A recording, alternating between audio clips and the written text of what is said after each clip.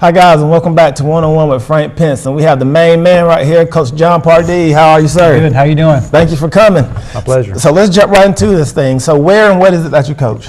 Well, right now we coach basketball at the Attack. This is actually the very first year in the last 9 or 10 years. We don't have an actual travel team that we're coaching. It's kind of a transition period for us. Yeah. So what we coach right now is skills and drills for anywhere from kindergarten up through middle school. Kindergarten up through middle school. So how did you get involved with the game of basketball? I know it's part of your life, so how did you get involved with it? Yeah, it's always been a part of my life, and I like to say I love basketball, but my wife Stacy really loves basketball. This is really her idea was doing the Attack, and it just grew from just skills classes with some of our players and our own kids, and people want to know, how can I get my kids the same kind of drills and whatnot, and it just grew from skills classes to teams to travel ball, where at one point, about 3 years ago, we had 13 travel teams, boys and girls combined, that we were coaching. Man, that's a lot of work right there. So let's take it back a little. Let's dig a little bit deeper here. So where'd you grow up, and like I say, how did that love actually come from? Well, I grew up started in Atlanta a little bit, and I moved to Dallas, Texas, which is where my dad introduced me to basketball. He just thought it was something I'd be good at. So I was like 11 or 12 years old. He just came home one day and said, "Here's a basketball. I think you'd be good at this." And started showing me a little bit. But I was kind of just playing the playground with my friends and kind of learn on my own. There wasn't any kind of travel ball type things back then or one-on-one coaches. I just kind of learned by myself. And so playing on that playground, that's where you got that grit from. Exactly. You got to be on your own out there then, right? Hold your own down. So after playing as a kid, you were able to actually transition and coach some high school ball, correct? Correct. Can you talk a little bit about where it is that you coached and what years that was? When I first graduated from Georgia Southern University down in Statesboro, I got on there at Statesboro High School with the legendary Coach Lee Hill, who's still there. He's been there over 30 years. Got over almost 700 wins now in the high school level. So I got to coach him for 2 years. Incredible experience working with him. And got to see some of the best players that've ever come through Georgia. A couple of guys signed at Cincinnati and Georgia. And then after that, I came up here. Me and Stacey moved back to Tunnel Hill, our hometown, and coached at Northwest High School. Coached on the boys' side there, and then at Southeast High School with the girls' side. Okay, so talking about Northwest ties, you got a little young stud out there. Can you I guess you must have taught him something right. He must have picked up something. Can you talk a little bit about this guy here? Yeah, guys. Yeah, it's my oldest son. That's Paxton Pardee. He's 18 now. He's a senior. Yeah. And there he is driving the basketball. He, at a young age, had a basketball when he was. I've got a picture at the house when he was. I think he was like 11 months old, shooting a basketball. And Stacy put it in his hands real early, and we've coached him all these years. Okay, so shout out to Northwest High School. They had an epic year on both sides of the court, men's and women's, correct? So how did Paxton enjoy that team? I know he came home, I know talking about it, frustrated, being a coach's dad, you know what I mean? Well, a coach to a player like that. How did that interaction go?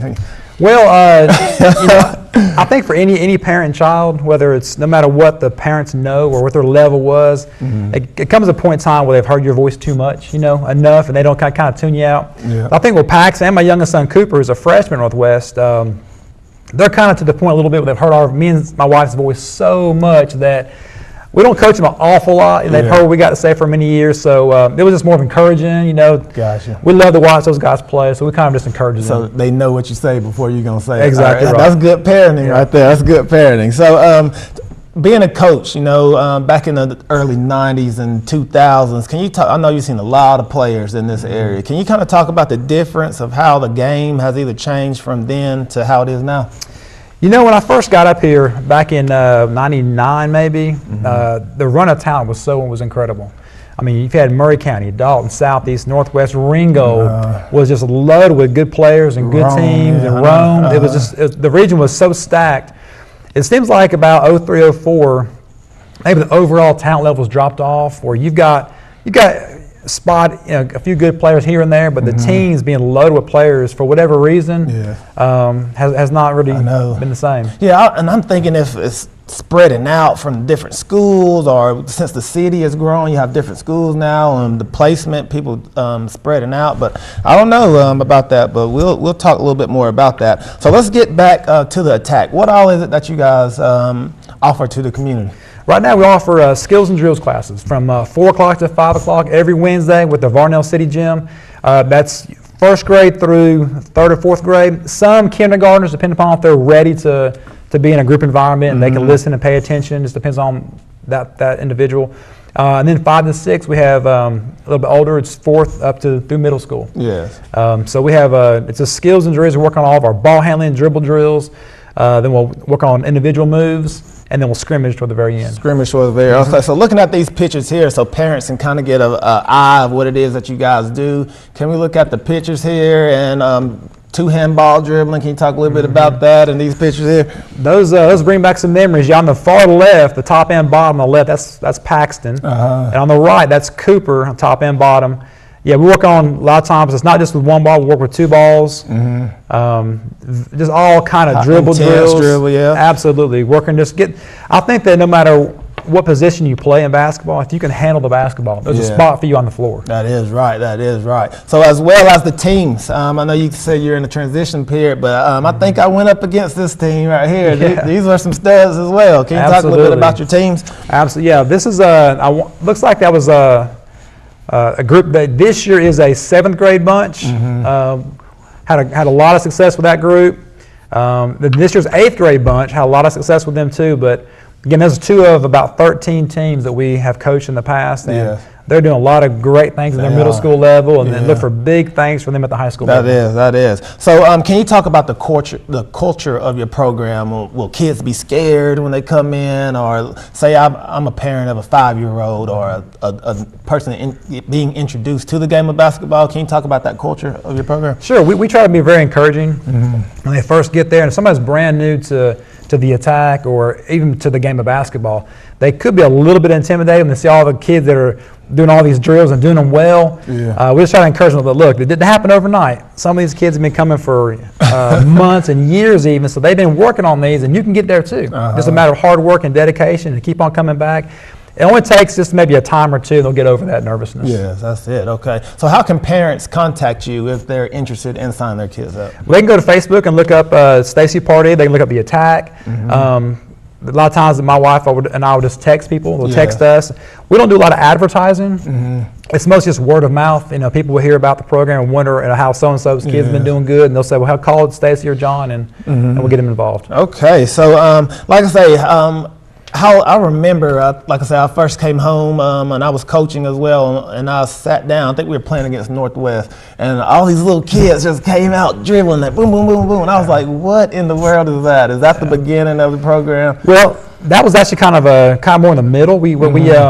I think that the picture you first showed a minute ago of Paxton and Cooper, they had done some dribble drills for my wife's at her school for like a program, 9/11 program or whatever, and they saw all those drills, and she thought, hey, we can do this, maybe kind of show off our program a little bit and give the kids some airtime, so to speak, in the middle of a game. So the Dalton Northwest game with a big crowd. That was good. They brought them out there, and they were just kind of showing their skills and drills. That's good. That's good. Yeah. So, Coach, now time to the hard questions. So why is it that you enjoy coaching? What is it about coaching that you like to do? You wake up every day for it. What is that about?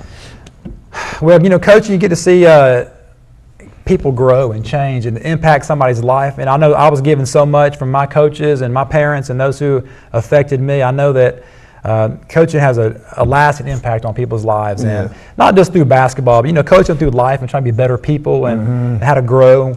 So that's why you do it. Okay. So any words of motivation to kids who may have got cut from a team or who's looking to get motivated? Any words to them?